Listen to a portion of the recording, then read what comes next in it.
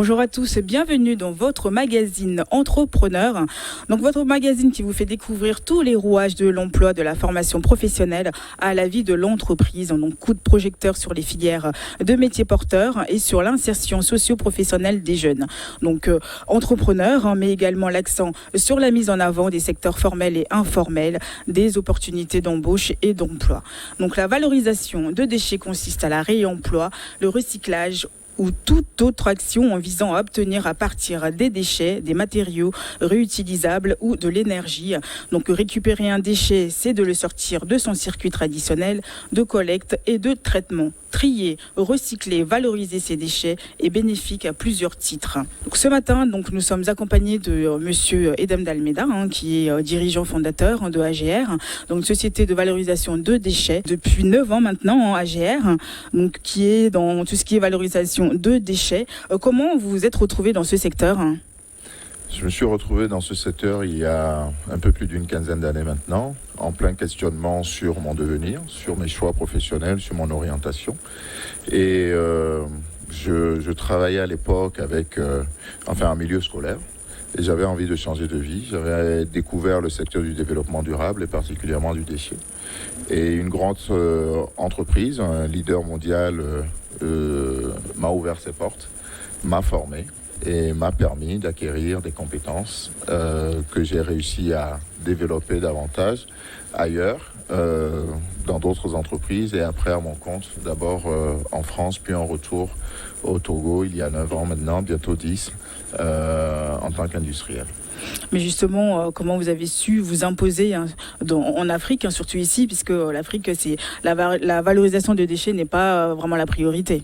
Alors, je ne sais pas si je me suis encore imposé, mais en tout cas, c'est un choix et il y avait un but à atteindre, ou des buts à atteindre. Un des premiers buts, c'est d'apporter au moins une contribution avec la compétence qu'on acquiert, d'apporter une solution à ce problème épineux de la gestion et de la valorisation des déchets, de pouvoir également réussir un projet de vie, c'est essentiel. Et voilà un peu comment les choses se sont faites. Mais il a fallu bousculer des habitudes, des cultures. Ce n'est pas des batailles faciles, même 10 ans après. Il y a encore très peu d'automatisme, mais les lignes bougent et les choses avancent. C'est ce qui nous permet de peut-être durer davantage aujourd'hui. Bon, on va regarder, on a une petite vidéo tournée à l'usine. En tout, nous avons aujourd'hui un stock d'un peu moins de 1000 tonnes. Tout matériaux confondus, papier, plastique, certains métaux, quelques équipements électriques et électroniques également, et une partie de verre également. Voici ce qui représente aujourd'hui sur le site le stock à traiter. Alors ces déchets proviennent soit d'usines, d'unités de production, dans le papier, dans les plastiques, d'imprimeries, des bureaux, des différentes administrations, mais également de ménages et aussi beaucoup de décharges. Il y a une grosse économie et beaucoup d'emplois aujourd'hui sur les décharges où ces matières sont collectées et sont acheminées vers notre centre ou parfois vers d'autres industriels. Entre le moment où nous collectons les déchets, il faut bien les amener ici et puis une fois amenés ici, il y a tout un processus d'abord de contrôle de la conformité, savoir que si le déchet correspond bien à ce qui a été défini, au cahier des charges qui a été défini avec le fournisseur, le producteur, un contrôle qui est fait, une pesée également, parce qu'il y a un certain nombre de critères qui définissent les termes du contrat qui nous lient. Et puis ensuite, nous rentrons en production. Et dans la production, c'est d'abord une étape de tri. Nous allons tout trier. Séparer les différentes matières, tous les papiers ne se valent pas entre eux et tous les plastiques, tous les matériaux ne se valent pas entre eux. Ensuite, nous passons à la phase de conditionnement. Ça peut être de la mise en balle, ça peut être du broyage, du lavage d'abord, du séchage, etc., etc. Pour être ensuite, une fois que nous avons passé ces étapes, ces matières deviennent des matières premières, dites secondaires, que nous envoyons dans différentes industries, au Togo, dans la sous-région ou à l'international. Nous avons ici un atelier qui est consacré au tri du papier. C'est tout type de papier, que ce soit des chutes d'imprimerie, des papiers de bureau, de vieux papiers, des journaux, qui arrivent ici et qui sont triés. Alors dans le tas que vous voyez, qui s'entasse ici, nous allons retirer jusqu'à 30-35 types de papiers différents pour l'industrie, pour fabriquer soit des papiers mouchoirs, des boîtes à œufs, des calendriers, du carton, des papiers toilettes, enfin vraiment des boîtes de médicaments ou de pâtisserie, des magazines également. Et puis nous avons dans la zone de mise en balle, de conditionnement de film plastique. En l'occurrence, ici, c'est du film transparent, de l'emballage qui vient essentiellement d'industrie, mais également des marchés, des films de palettisation qui sont récupérés, qui sont emballés, pour pouvoir être envoyés dans des usines Plasturgis qui vont refaire de l'emballage, des granulés, de refaire du nouveau plastique avec. Le rapport qu'on peut faire sur ces papiers que vous voyez, c'est que je vais prendre, allez, disons 4 paquets ici, qui vont servir à fabriquer 1 tonne de pâte à papier. Sachant que cette même tonne de pâte à papier nécessite 4 tonnes de bois de nos forêts. Donc on voit le ratio. Pour fabriquer 1 tonne de pâte à papier, il vous faut 4 tonnes de bois et il vous faut 1 tonne 100 à peu près de vieux papier. Le haut débit. Et tout ceci produit également de la pollution, des déchets. Et nous essayons d'apporter des solutions. Nous travaillons constamment sur la recherche de solutions, de nouveaux déchets ou des déchets que les producteurs nous confient. Et donc nous travaillons sur de la valorisation énergétique des plastiques non recyclables qui nous permet aussi de substituer ou qui permet aux industriels de substituer un peu ce plastique à l'énergie fossile.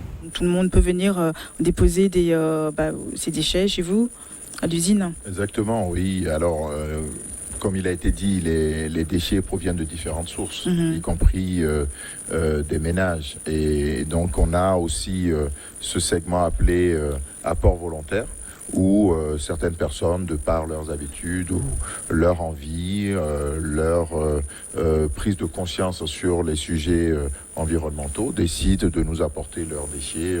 Et puis on a, comme je l'expliquais aussi, des jeunes qui se montent en groupe ou de façon individuelle, récupèrent des déchets dans les rues et nous les apportent contre parfois rémunération en fonction du type de déchets.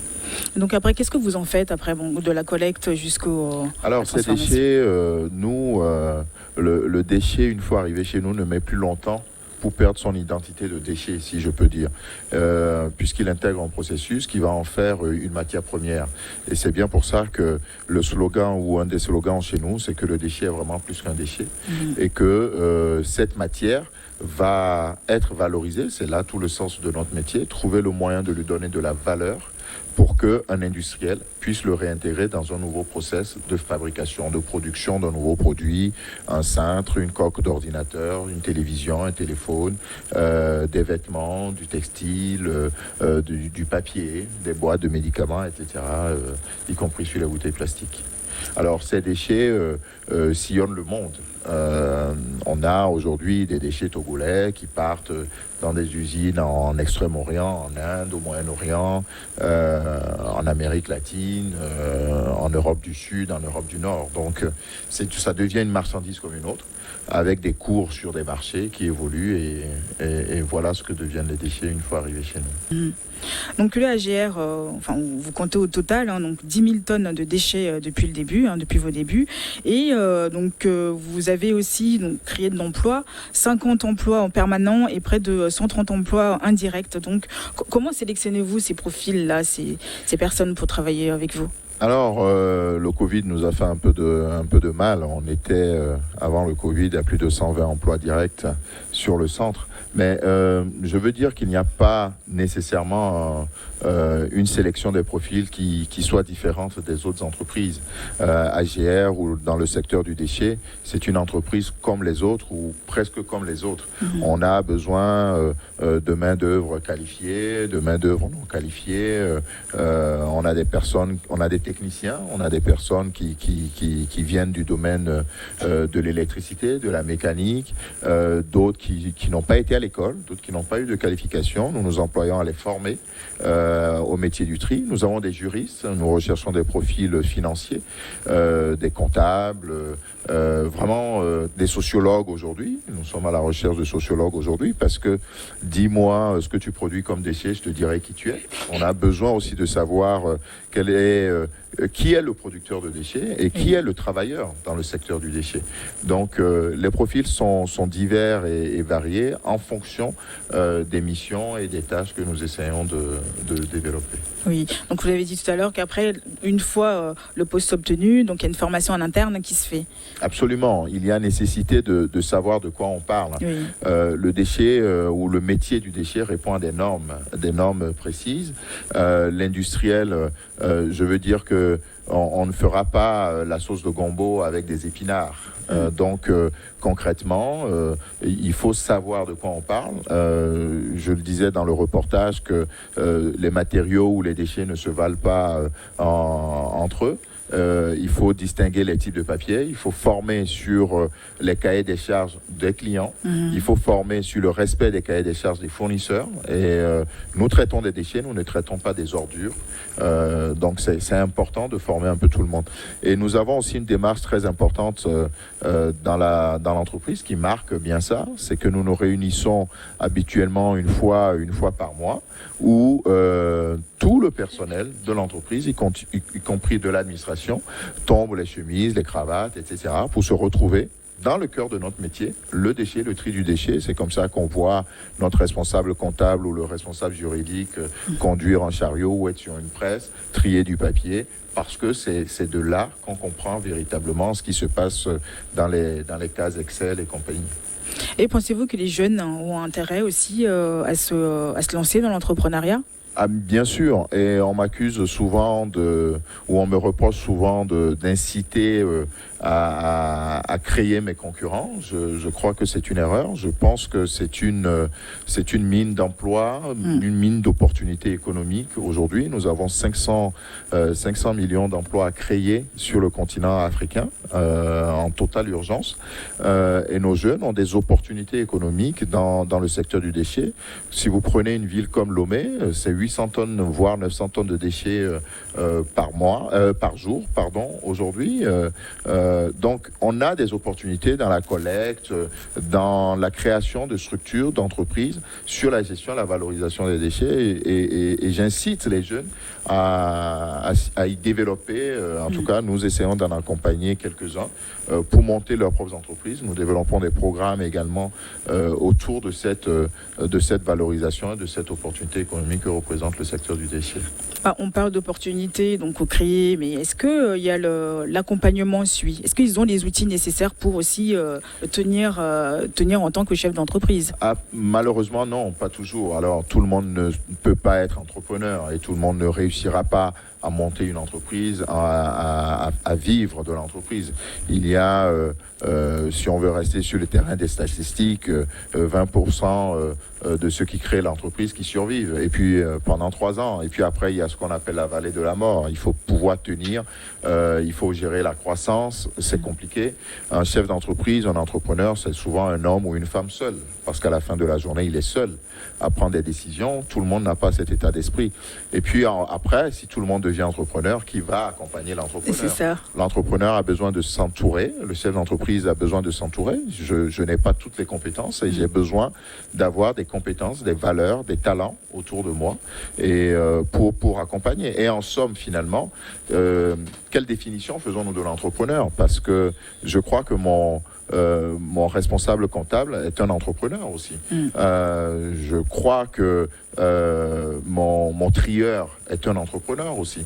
Donc on a 1001 façons d'entreprendre, pas forcément à son compte, mais on a 1001 façons d'entreprendre, y compris dans l'entreprise, et c'est un état d'esprit en tout cas. Mais il faut davantage apporter des solutions nouvelles aux dispositifs d'État qui existent ou ne serait-ce que par nous, chefs d'entreprise, qui réussissons peut-être à tenir dans ce domaine par le mentorat pour accompagner des jeunes.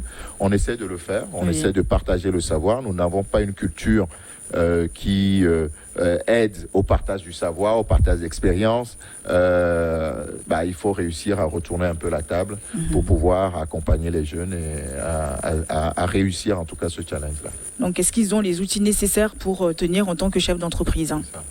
Oui, alors les outils, il faut de plus en plus accompagner les jeunes. Mais souvent, je crois qu'aujourd'hui, les réponses que nous apportons dans l'accompagnement des jeunes arrivent un peu tard dans leur formation ou dans leur formatage, si je peux appeler ça comme ça. Vous savez, je reçois des jeunes qui viennent postuler, qui viennent défendre des sujets qui leur sont propres ou leurs compétences pour pouvoir intégrer l'entreprise. Et j'éprouve parfois un certain malaise vis-à-vis de nos systèmes de formation, de nos écoles de formation, quand l'étudiant que j'ai en face de moi ou la personne récemment diplômée ne sait pas défendre ses compétences, ne sait pas parler de son projet, n'a pas défini de projet à temps qu'une entreprise lui donne un projet. Il faut qu'on incite les jeunes à ne pas être de simples exécutants, mais à savoir quoi faire. Je ne serai certainement pas devant vous et je ne serai certainement pas passé dans l'entreprise Suez si je n'avais pas eu la chance de saisir une opportunité. Il m'a fallu répondre à une seule question. Mon recruteur m'a demandé ce que je veux faire chez eux. Et ça, je crois que nous autres recruteurs, nous devons aussi pouvoir davantage poser ces questions aux jeunes qui arrivent autour de nous. Qu'est-ce que tu veux faire chez nous? Et ça, cette question permet simplement d'avoir déjà une première vue d'ensemble sur l'entreprise, mais de définir son vrai projet et donc de définir le cadre de son épanouissement. C'est cette chance que j'ai eue et c'est cette chance que je m'emploie à valoriser. Alors, un petit mot aussi sur nos stagiaires. Nos stagiaires, nous avons l'habitude dans cette pseudo-conception de la confidentialité. Quand vous voulez avoir quelque chose de confidentiel et que vous ne voulez pas partager l'information, ne faites pas venir des stagiaires chez vous. Parce que si il faut faire venir des stagiaires pour les mettre au placard, ça n'a aucun sens. Le stagiaire doit être vu comme un employé à part entière qui vient développer des compétences à qui l'entreprise doit, mais aussi qui vient développer des projets et apporter quelque chose à l'entreprise.